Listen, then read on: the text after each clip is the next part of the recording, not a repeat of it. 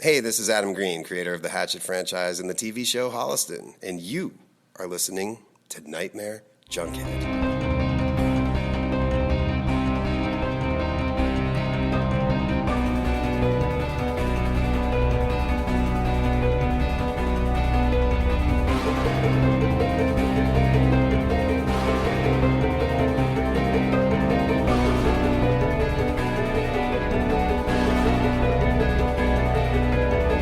In and out of your consciousness like a bad dream you can't wake from.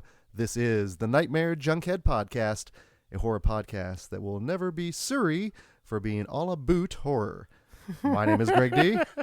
I'm Genius McGee. And on today's episode, our tour of the wide world of weird comes to a close as we finally get our Canadian stamp on our passport as we talk David Cronenberg's Shivers. And whether or not you're into an all-inclusive communal living, you can listen into our show. Simply search for Nightmare Junkhead wherever podcasts are played. Hit subscribe, and when we drop our latest episode, we'll download directly to your listening device of choice. All up in your don't dream it, being whole. And of course, if you are out on social media, you can find us hanging out on Twitter at Nightmare Junk and on Facebook at Nightmare Junkhead. And of course, it is on that Book of Face where we have an events tab, which leads to shenanigans and orgy shenanigans. And you don't have to have a password to view in on all of these things. And as this episode is going to be releasing on Friday, January 29th, over at Screenland, we've got you covered indoors and virtually. And again, yeah, no password needed. Now, on that Friday, our latest Friday Night Fright Genius is a film that is celebrating 20 years of terror, which means maybe we'll be talking about it in March.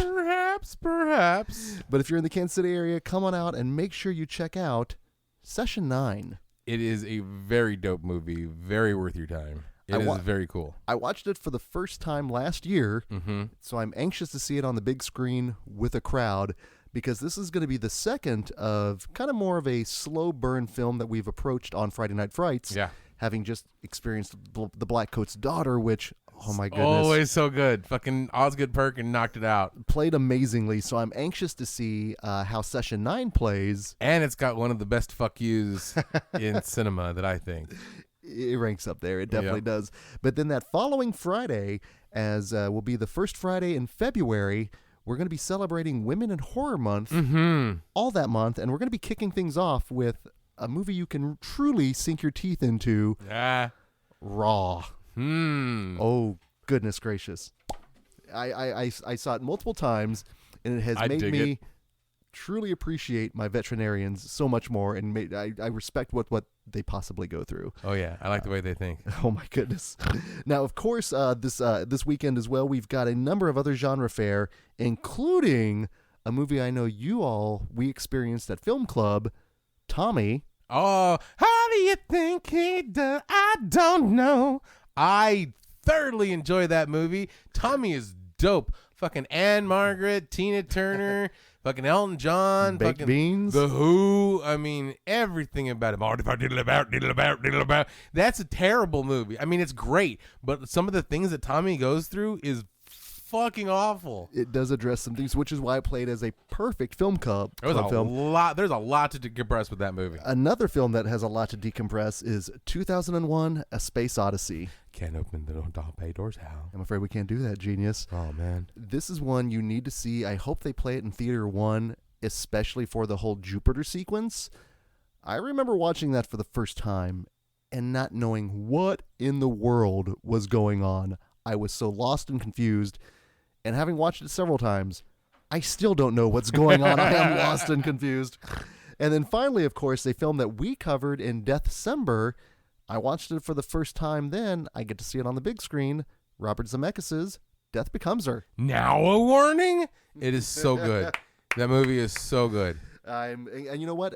Ty had a chance to watch that for the first time upon recommendation. Excellent. Loved it. Loved it. Now, of course, if you're not ready to go... Is Meryl home? Stop it, man. Stop it. We need to do positive ASMR, not terror ASMR. Now, of course, if you're not ready to go inside, we understand. But you can head to screenlandonline.com where you can rent a number of films, including PG Psycho Goreman. Do it now.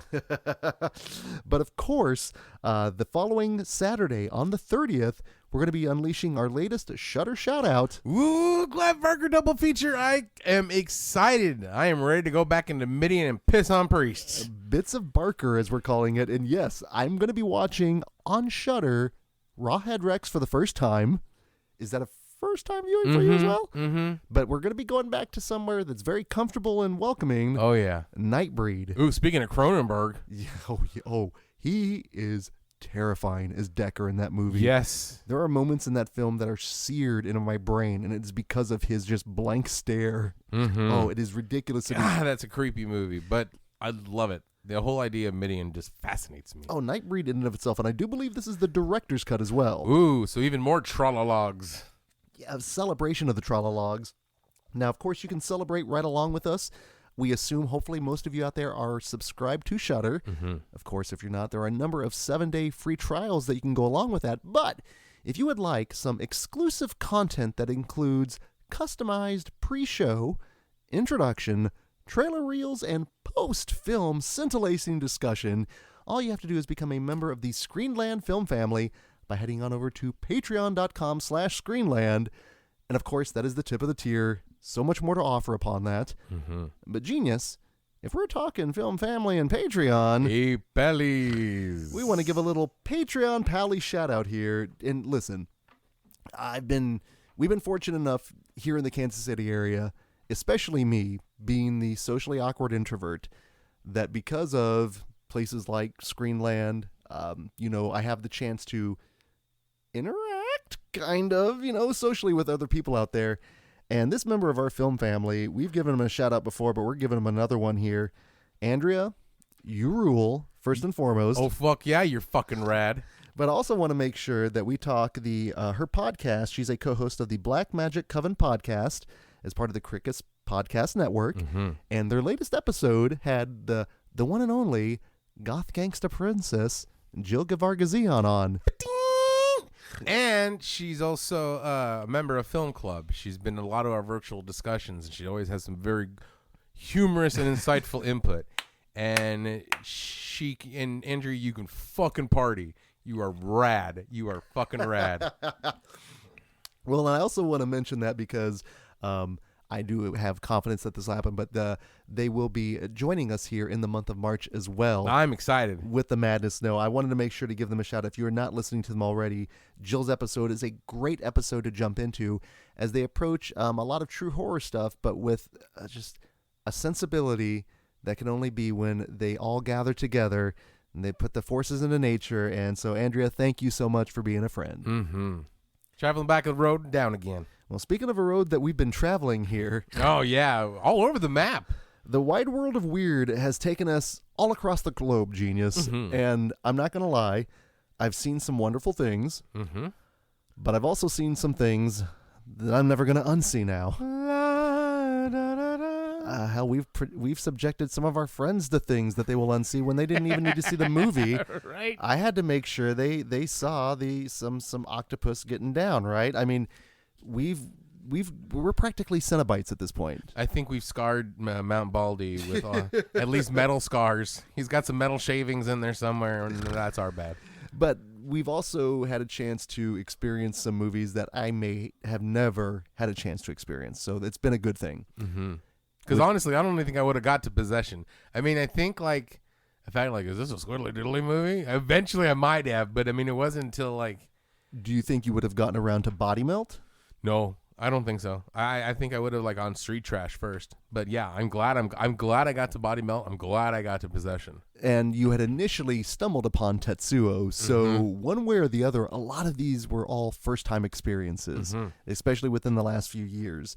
And again, we've explored all over the globe, which is fantastic because we've seen various cultural norms and mores and, sometimes ways that we don't understand. Sometimes things we shouldn't understand. Sometimes things we couldn't understand. It's a rebel, Dottie.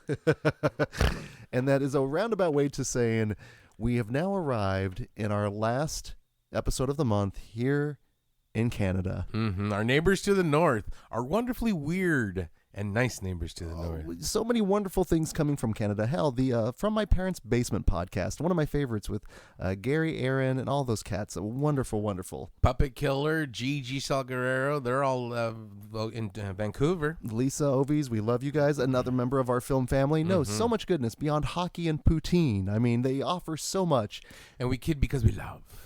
Well, and of course, from the years 1974 to 1982, a plethora of wonderful films came out of there. Oh, yeah. And precisely because of a tax shelter that came into place where a number of films were financed where it basically went for if the film made 100% of the profit, you wouldn't have to pay anything. And, films practically never did that. So people were very comfortable investing in films and being able to write it off for tax rebates. Mm-hmm. And the idea initially was to kind of jumpstart the Canadian film industry, which it did. It did. But it also invited a number of, low-budget exploitation genre films to come in. Because when you're already dealing with a limited budget and you're already trying to cut corners by doing tax shelters, okay, what's the cheapest movie to make? Let's make a cool horror movie. Absolutely. And the cream rises to the top when it comes to that. Well, that's just it. I mean, there are a number of films out there that were produced and put out. And the whole idea, though, was you had to have a largely Canadian cast and crew. So you could still see some familiar, U.S. locations. You could still see and hear familiar U.S. actors, but the majority of the people were Canadian. And I think for a lot of us out there, it was probably our first introduction to Canadian culture. Mm-hmm. Because I don't know about you, but I remember back in the day noticing a difference between SCTV and Saturday Night Live. Very much so. There was a difference between The Kids in the Hall and Saturday Night Live. There was a difference in the Canadian humor, the Canadian sensibilities. Mm-hmm. And that's kind of been, again, the most fun thing of our tour here is to see how horror is put through those sensibilities. Mm-hmm. And I do think with a true Canadian filter, there are some, again, that rise to the top. Hello. Black Christmas. I don't think people maybe categorize as exploitation, but it totally is. It totally is. I mean, it kicks us off in 1974. We've got Kathy's Curse as a exploitation. I had a chance to see that at Terror Tuesday a few years ago for the first time. Mm-hmm. Great trailer, even greater film. We've got Humongous. That is a great trailer. Another great trailer, Curtains. Ooh, that movie is dope. I haven't seen that movie in a minute. USA Up All Nighter on that one. We, of course, have one of the all-timers, My Bloody Valentine. Mm-hmm. And Hello, Mary Lou. Prom Night 2. A wop, bop, a loo, bop, a wham, bam, boom. They're playing our song. Right there, if that was just by itself, that's a marathon of wonderfully weird, totally different, but all Canadian films. Yes, but if you want to get really weird with it, there's only one person if you want to get really weird with it, and he also helms from Canada.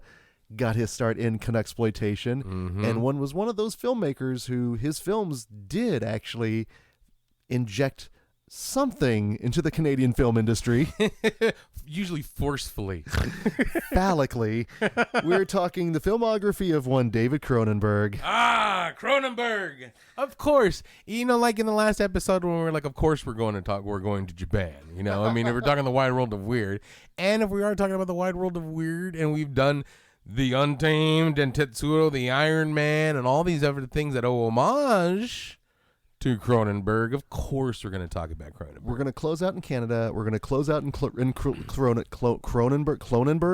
Cronenberg. That's scary. Oh my, that's just a bunch of Cronenbergs running around just doing all sorts of stuff like Brundleberg. Oh, no, don't stop. No. Let's not go there. Now, it gives me the shivers. Oh my goodness. I should say it wasn't too long ago that we actually talked Cronenberg. In the month of June last year, we did a whole thing on remakes, and we had a chance to talk The Fly. And I think we posited our whole classification of Cronenberg. When you look at his filmography, there's three ways that we ideally like to classify him. You start with what we call the creepy Cronenberg. Yes, the old school Cronenberg, where it's dealing with specifically about sex. And it's usually going to be gross, quite shocking, and kind of questionable. Like these are the movies. Loose morals. Yeah, you don't necessarily recommend these to everyone. You have to know someone to recommend the creepy Cronenberg. My personal favorite Cronenberg, actually. Then we go to classic Cronenberg. And now this is where you can show potentially some of these films to normies. Also, these are the films that you could also say are in the horror canons, the horror classics, Right. that are just kind of no-brainers, so to speak. And then we have contemporary Cronenberg. And this is when you kind of go outside of the horror genre, but also think more current, because he hasn't done a true horror film in quite some time. Right. It's been a minute since he's done horror. It's been quite a long time of that. So what's great, though, is you do have some Cronenberg films that are not only creepy, not only classy. There's like the Venn diagram of it, and then there's a few that are right in the middle of it where it's classy and it's trashy and it's creepy and it's totally Cronenberg, and like that is the sweetest spots of them all. Well, and one of my favorites, and it's been a while since I've seen it, and I know someone just released a boutique Blu-ray of it, but Cronenberg's Crash. I have yet to see that. I saw the other one with Brendan Fraser and Thandie Newton. Oh yeah, different movie. Totally. I was like, where's the stump fucking? Where's the stump fucking? Okay, so I did see it in the theater, and I went in. It was when I saw the Tivoli, and I went in blind. I just knew it was Cronenberg, and I was, even at that point, I still wasn't probably really up to date as I should have been to Cronenberg, but I just knew him as the head blowing guy, the fly guy at that point. The fly guy. Now I see Cronenberg in like some sort of pimp outfit. Like, what a fly guy. I'm talking about the flesh. I'm just like, well, even if I went in expecting that, my head was blown. I was blown away, because there is the stump fucking. There is the people being turned on by car crashes, and again, this is like watching, Blue Velvet for the first time, where just this little suburban white kid here is just having his mind blown, going, wait, this kind of stuff exists? Like, what is happening here? I was uncomfortable, because it was James Spader, Holly Hunter. These are people who I genuinely adore and love. yeah. And seeing them interact in such a way, I walked away perplexed. And also another movie that probably launched, Cronenberg has probably launched 1,001 fetishes at this point. Oh, yeah. But needless to say, I think that's a film that fits in all three of that criteria, where it's creepy, it's classic, and it's contemporary. And I would go Videodrome. Oh, that yeah. One. Oh, that yeah. one was another one that's creepy, and that because it deals with the creepiness of it, and Cronenberg because of the sex and because of the overtones. And it is contemporary and it is classic, because like it's a film, people talk about it now. Like, You will find that on Criterion. yeah, exactly. Then we have, all the way back to 1975, the directorial debut of one David Cronenberg. I think this should be in the sweet spot of that Venn diagram too. Well, you know what? Anyone that starts out off a movie that is such a strong thesis statement to stuff that in 1975 that you can still see and hear and smell and taste and feel the themes in like 2010. Yeah. This is just such a way to announce all that you are. This is his thesis statement. It truly is. Body horror, sex, and violence. A film that was once titled Orgy of the Blood Parasites, but then was finally whittled down to what we now know as Shivers. Ah, such a good movie. Such a good movie. And what's kind of fascinating with this film is, of course, it's a movie we've enjoyed quite immensely. We both saw it for the first time in the theater. Yes. Very, very, very memorably. Oh, the Tapcade days. Oh, those Tapcade days. But also, this movie, when we say, Cronenberg launched 1,000 fetishes, this movie... It also sealed 1,000 fetishes. but created something within our vernacular and just weaved its way into the podcast. And it's from that particular viewing of Shivers. Oh, yeah. So let's go back in time here and do a little... Take us back, genius. If I'm going to tell you the story of this vernacular phrase, I have to almost ruin the story for you. Ruin the ending of Shivers. Listen, it is a 45 at this point year old film. Consider yourself spoiled. There's a great Vestron Blu-ray out there. Get it, watch it before, because we're going to spoil the things shit right away. out of it, right? So I saw it for the first time in the theater. I knew of Cronenberg, and I knew how he was like, like to blend flesh and body horror and all that kind of stuff. So I was expecting a little bit of that. I wasn't expecting the debaucherous bacchanal of this movie, this whole like theme of wanting to turn into a sex orgy of madness. And so I'm watching this in like awe and like and just like, oh, this is a great movie, until it came to the very end. Now, at the very end, for those of you who haven't seen the movie, basically this apartment complex is overrun by sex swingers, okay? They're talking about Lamore. So he has two choices. He either has to, A, get diddled to death inside of a pool with his nurse, his wife nurse, played by a very Jane March lookalike, a manic pixie dream girl, and a vampire goddess, okay? Diddled to death in a pool like that. Or his other option. What's behind door number 2, genius? Carol Merrill, tell me what he's won, right? The cast of Real Sex has come in to diddle him to death, right? I mean, just old people, young people, just a massive, just Joe Spinell's in there, dude. It's just rough. Fucking Monty Hall is in there. Steve Buscemi, people you don't want to be in Real Sex coming after you are coming after you, okay? So what does he do? He chooses them over the fucking thing over there. So I'm pissed off because, like, dude, the choice to me is obvious. I would jump in the pool and it would be like that scene in Rocky Horror. Don't dream it, be it. Just sitting there, just getting mauled to death by, and he does, but he of course is by the cast of Real Sex. He could have spent that quality time with that holy trinity of Lamore, and yet he chooses that. And either way, he was going to get diddled. He might as well have enjoyed it, because like that's my big take. And so ever since then, if anything is going to be debaucherous, or there's like some sort of like orgistic thing, sans squiddly diddly, or sometimes with, or potentially the option A or option B, right? Whenever there's one or two, if you're going to be in a pool, go all out, just like in Rocky Horror before the little orgy.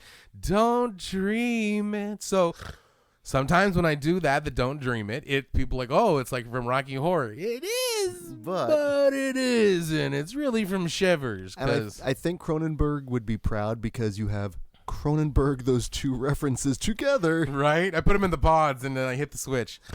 And that's what's beautiful. The fact that anytime now, hopefully, and that's what cracks me up, the fact that there's been so much sexual content this month. I know. That if we have anyone come into the episode, and this is like their first handful of episodes. Welcome to the list. Yeah. Why don't you have a seat? And it cracks me up but hopefully then, if you then go back, and you're going to hear constantly within, and again, anytime the enticement is there. Yeah, if you go back to past episodes and you're like, oh, what does he think about the sisters from Dracula? Don't dream it. We're like, oh, hell, back on the other, like, would you go to the fuck monster shack? Don't dream it. I mean, it's just kind of like whenever the sexually debaucherous aspect is there, it just instantaneously turns into the pool scene. So the worst thing is, though, the fact that 2 of the 5 episodes this month actually explain a lot to the podcast, and all of these things are so sexually charged. Maybe that deep down inside, we've got some issues, my friend. We need to lie down on the couch. Welcome to the Freud podcast. If Dr. Cronenberg is there, you know what? I will listen to his kind of therapy, because you know what? It's going to manifest itself either in brood-like symptoms, or in song. Don't dream.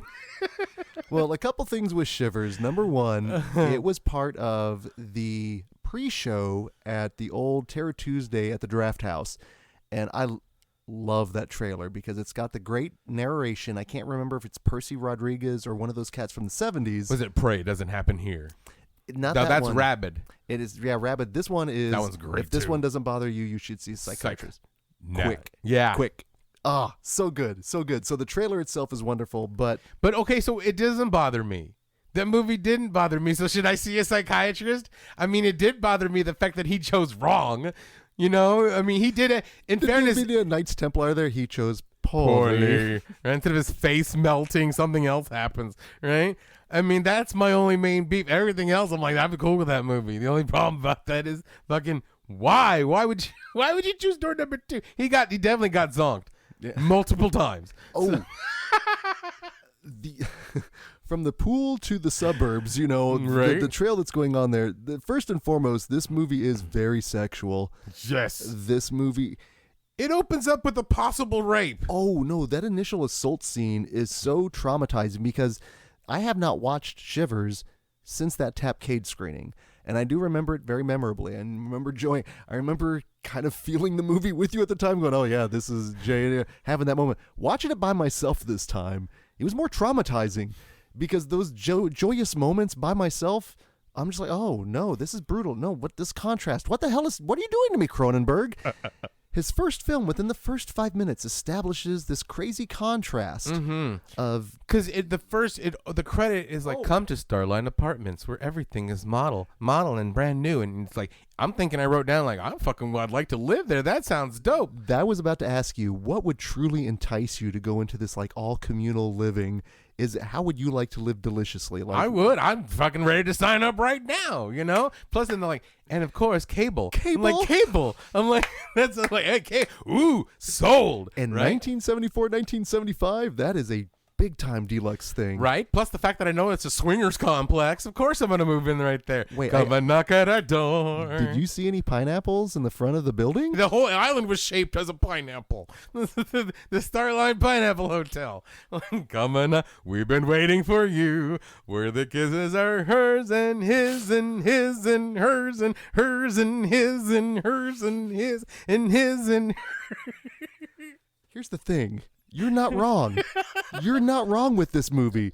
It starts slow, it starts subtle, and then kind of like the metaphor for this movie, a venereal disease or what have you, it spreads so quickly yes. and becomes so alarmingly crazy.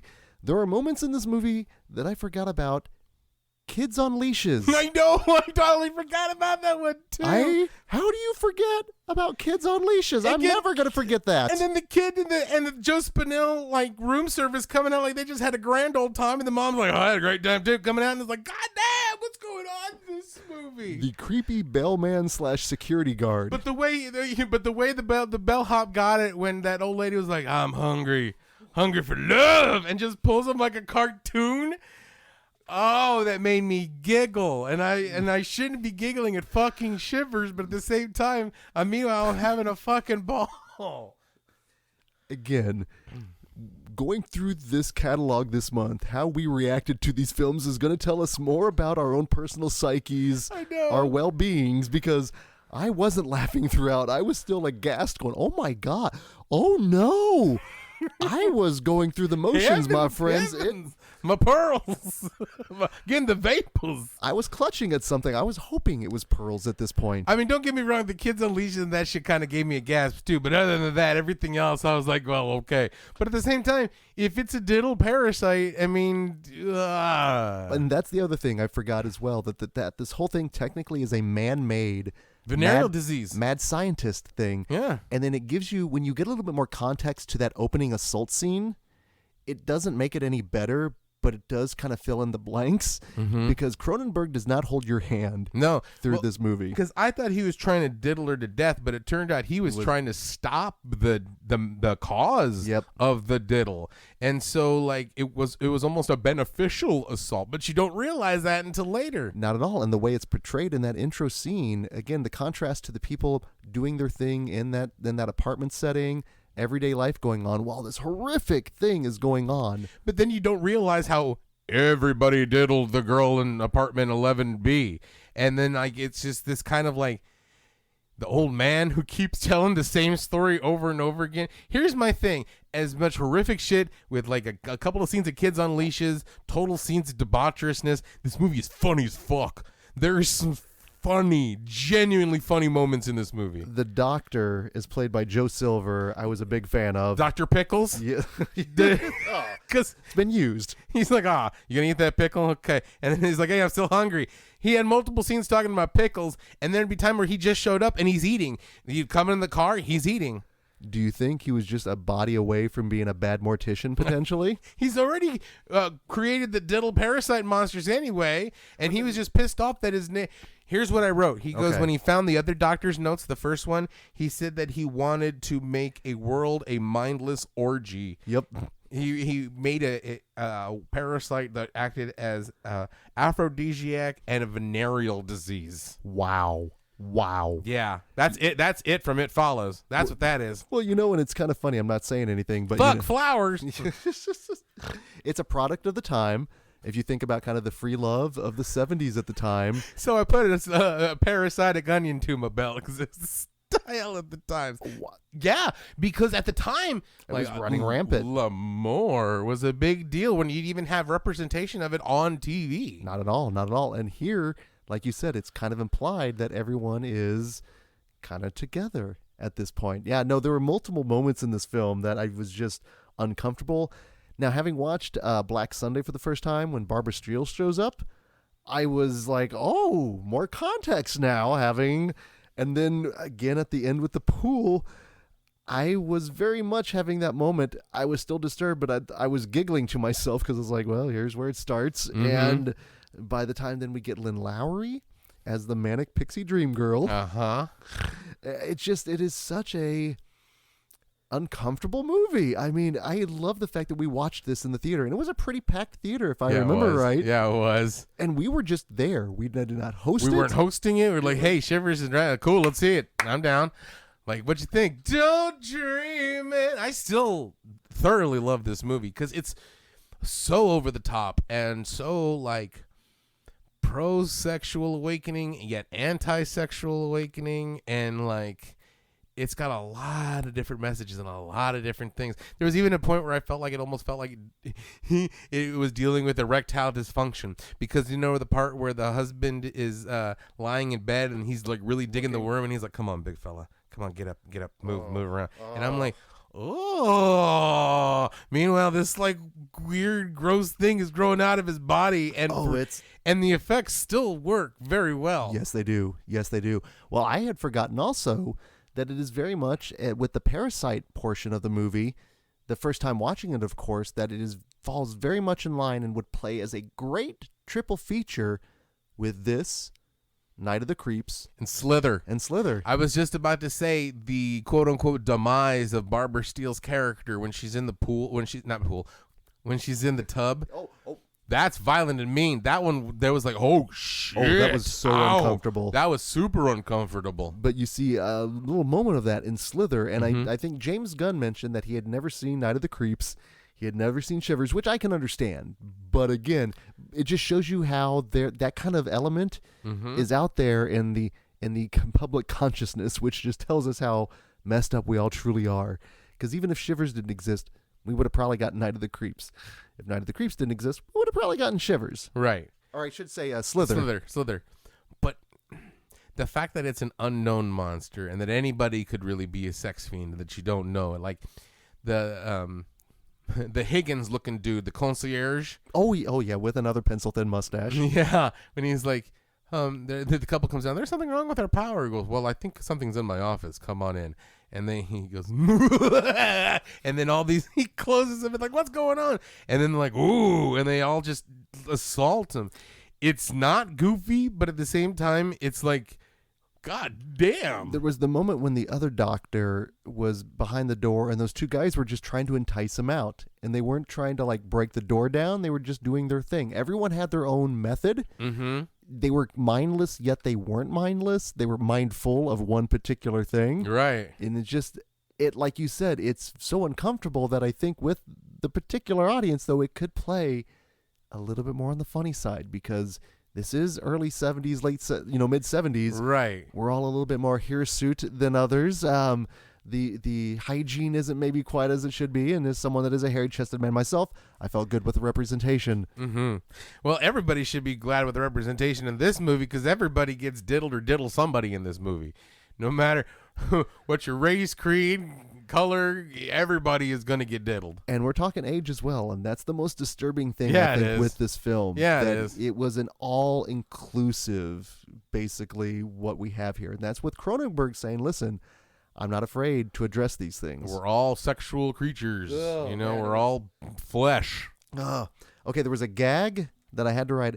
with one of the doctors in the waiting room was always talking about mega vitamins, how it defies aging. There's like a multiple thing. That old man that was that wound up like seeing that he was diddling the it was like Catholic high school girls in trouble, right? Because she was like in a Catholic high school, and I'm like, are they diddling a teenager?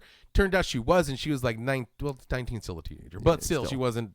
But even if it wouldn't have stopped anybody or anything anyway in the Diddle-a-more complex. Did you actually see what I think was and again, Catholic high school girls in trouble, Kentucky Fried Movie came out in 78, I think. But did you notice there was that a little bit of a reference there with the push against the wooden grate through the planks? It's maybe I'm stretching, quite honestly. Was that Naughty Pine?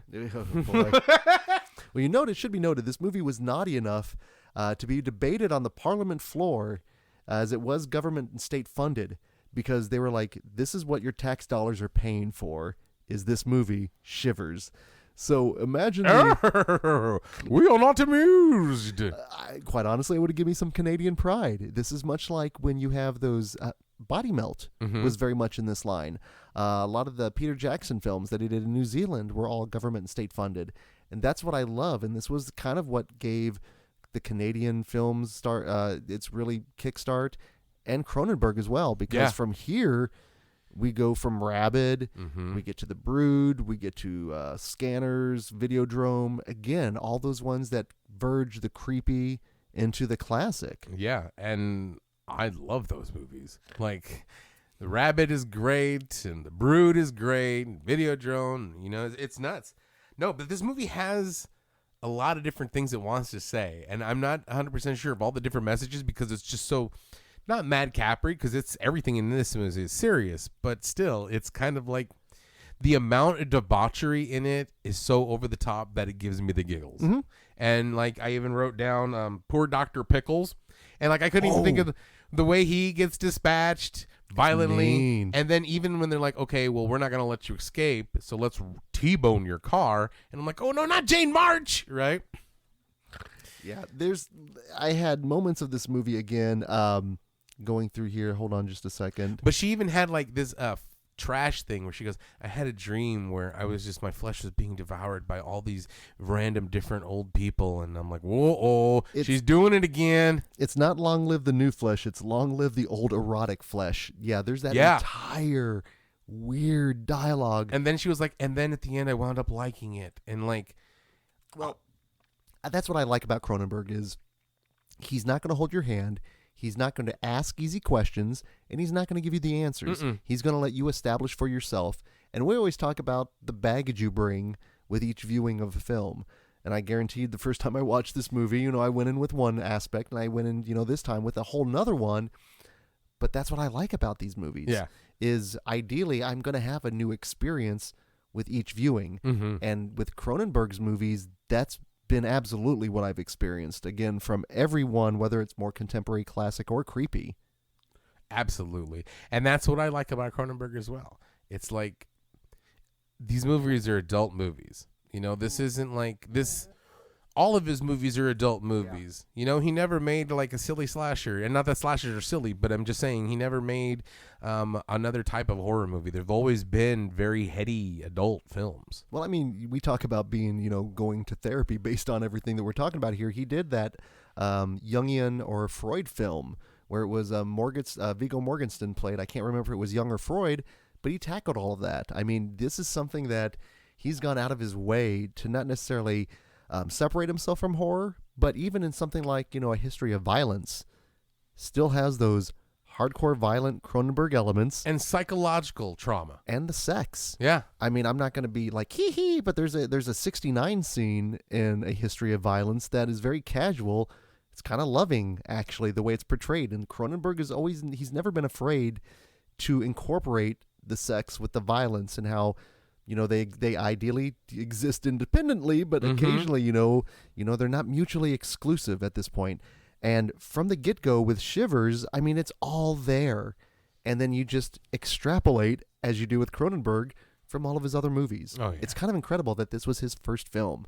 And to show that kind of level and bravery of like, this is what I'm going to tackle. And this is how I'm going to tackle it. And it's 1970, and I'm going to throw some kids, and I'm going to do this, and I'm going to do that. And for a one location random, I mean, it's all one setting, the apartment building, and maybe like Dr. Pickles' office. It feels big. I mean, especially for 70s. Well, and like also, I remember watching it that first time, and even seeing some of Cronenberg's work beforehand. Is the look itself just seemed not off, but just different, and I do tie that to just how Canadian it is. Another time, another place. That's what I enjoyed about it, and especially with his films being how cerebral he truly is, and he is an intellectual person, so you can read so much into his movies.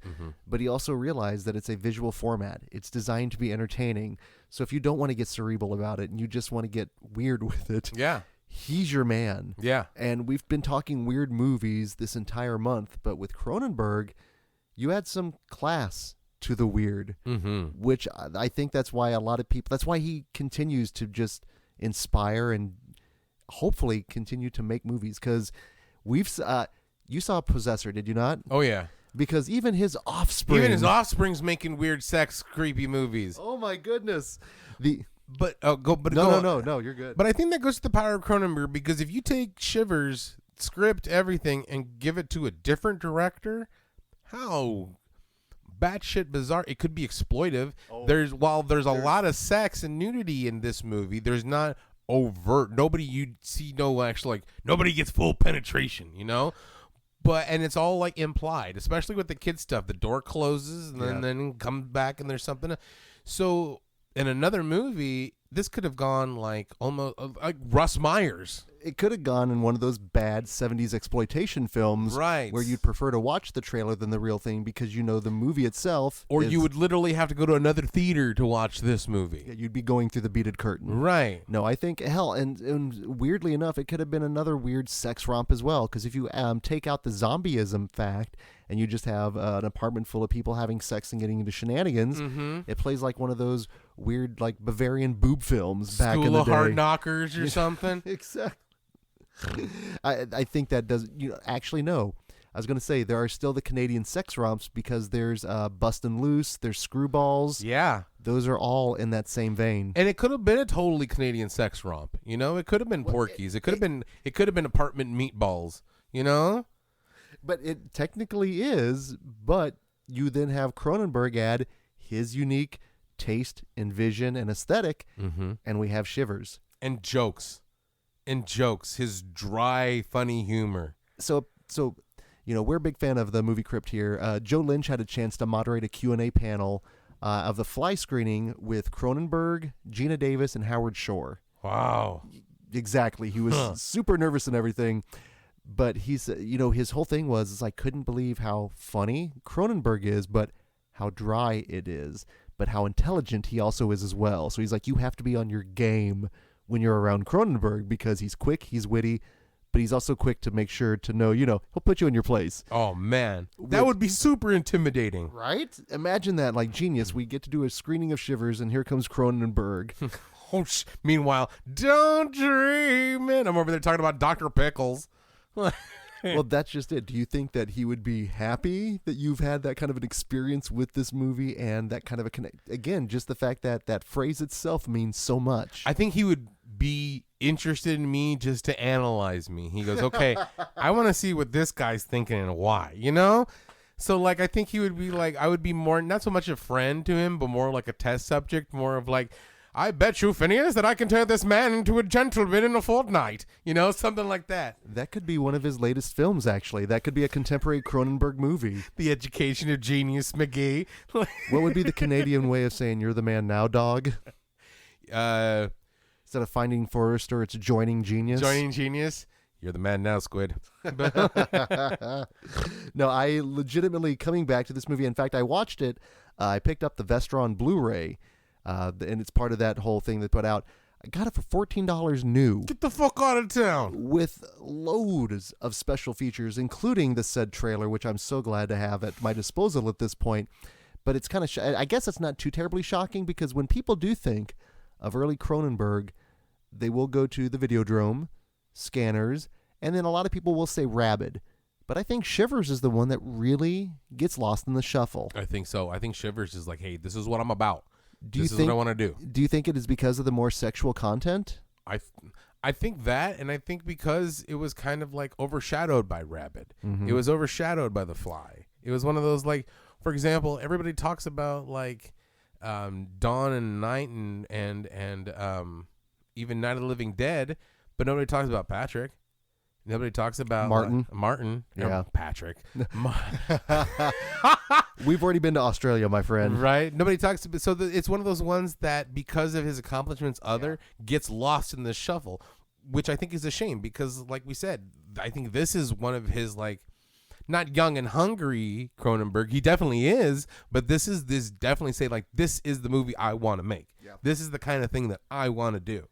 And yeah, I think it's been his thesis statement, because if you look at everything almost has some sort of Shivers connection, because it is Cronenberg, and that is his first, and that is his baby. So, like, that's why I think it is definitely underlooked, and it should be considered in the pantheon, because it's probably one of my. I'm a champion of Greeby Cronenberg, and that's one of my favorite Cronenbergs. That's just it. And having the chance to rewatch The Fly recently, which is kind of the upper tier there, I agree absolutely, because a lot of the stuff that's in The Fly is in Shivers. Mm-hmm. And it's just it's incredible to think about being that assured of yourself and your vision and just knowing what you want to do and how to do it. Like I say, it's incredible. There's a reason why he's one of the masters of horror, that he is still revered today. And he's still down to make fun of himself. And he's still down to, like, get killed by Jason. He's down to don a mask and fuck people over in Midian. He's in Dr. fucking Cronenberg, master of the sexual body horror, is all about, I want to fucking get killed by Jason Voorhees.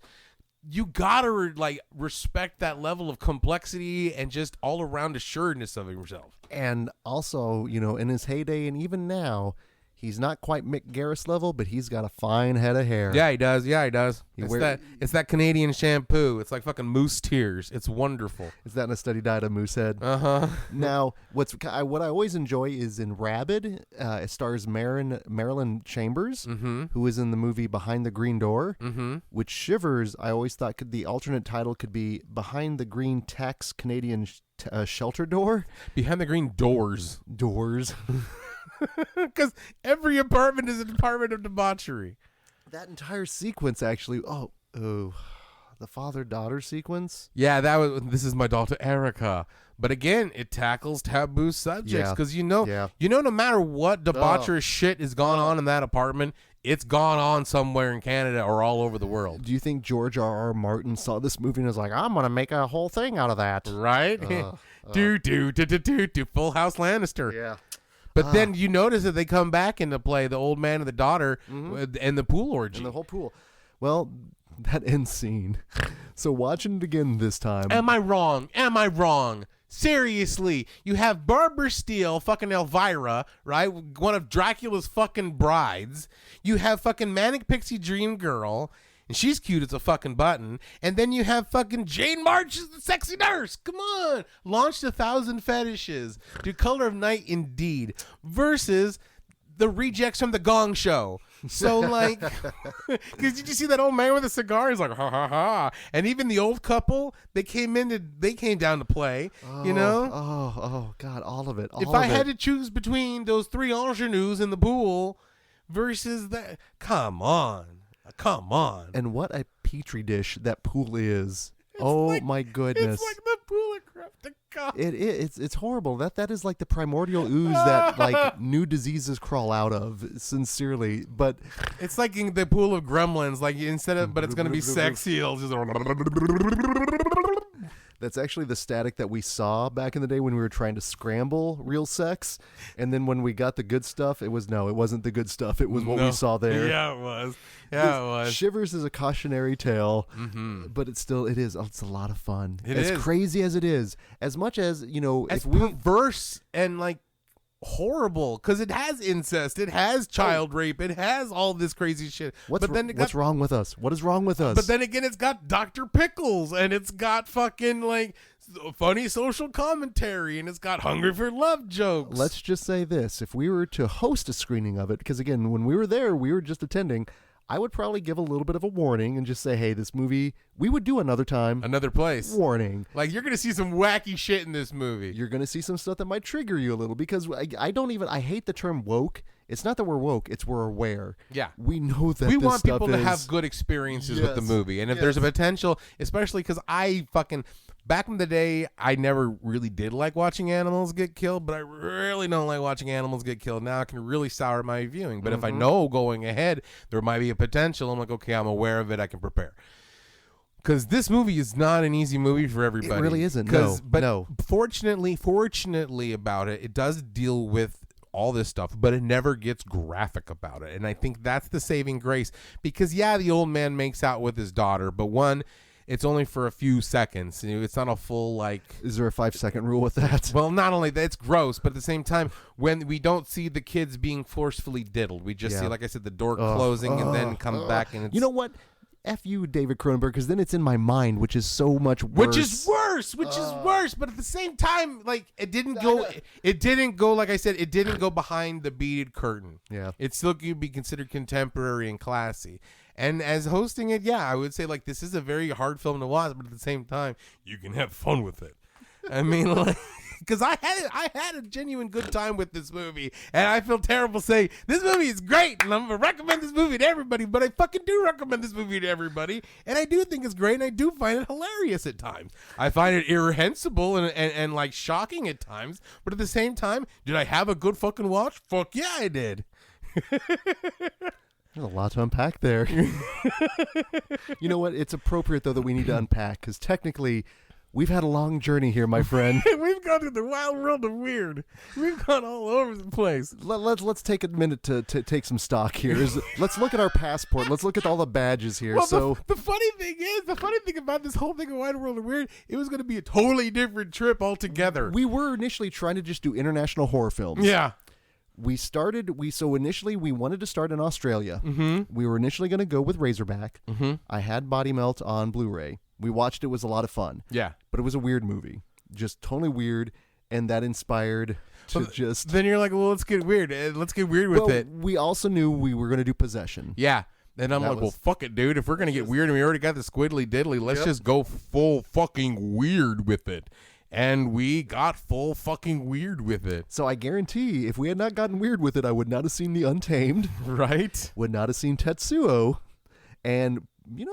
I would have seen Shivers again. I ain't gonna lie. Yeah. I would have put on. You want to see Shivers? Fuck yeah, I want to see Shivers. Because it's a good chance to revisit, like you said, one of those Cronenberg films that is not talked about enough.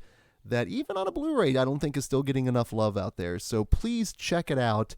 And check out a number of Cronenberg films because there's really no wrong way to enjoy a Cronenberg. Right. And then tell me I'm wrong about the end of Shivers. Tell me I'm wrong. I defy you. I defy you. All those stamps, goodness. Now, we are closing out here the month of January, but here in the month of February, as always, we are going to be celebrating Women in Horror Month. Yes! By inviting some of our favorite women in horror to talk their favorite women in horror, and we do have some people lined up, but as always, we don't want to jinx it until we record it. Right. So, but we got something good for you. We do indeed. So, hey, Gene, thank you for being a wonderful travel partner this month. Absolutely. Thank you, dude. I don't know if I could have gone through half the shit without you. What happens in the wide world of weird stays in the wide world of weird. So until next month, this is Greg D. And I'm Genius McGee. And we'll see you in your dreams. Don't dream it. Be a Buddhist.